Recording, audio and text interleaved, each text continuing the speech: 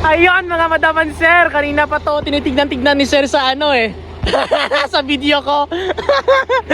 Ngayon, eto na, nagkatotoo na mga madam and sir. Yeah, nice deal. Kamusta po? Kahit logi ako. Talagang pinakuran na itong aking ano, Mitsubishi. Ayan, miss you baby. Tara na. Congrats po ay kuya. Ayun, mga madam and sir, grabe pagod. Nakauwi na rin tayo sa wakas. At syempre dahil kay sir, nakauwi tayo ng ligtas. Brother, sir. Solid, pamasko. Regalo ko sa'yo, herbal coffee and brother, para habang nagbiyahe ka, meron kang kape. Thank you, sir. Thank you. Yan Mga na. pamasko. Syempre, keep the change.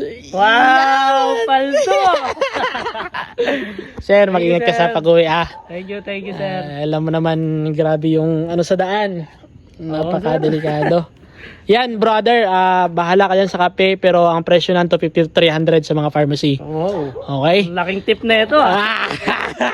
700. Baka may gusto ko shout out. Shout out, Foxeye Riders. Solid. Yan na. Ingat ka, Sana brother. machambahan niyo si sir. Yan! Kuya Bol. Thank you, Kuya Yan. Bol. Sige. Ingat ka, bro. Thank you. God thank bless, you. God bless. Salamat sa Sir. paghatid sa akin ng Paldo. safe.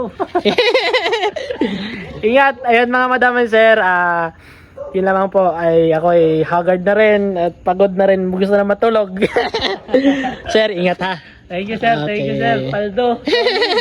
Ayun mga madam and sir. Grabe oh. Tignan nyo kung anong oras na. 2:40 na po ng madaling araw. Ayun, grabe. Thank you Lord. Kasi iningatan mo po ako sa aking ginagawang trabaho, negosyo.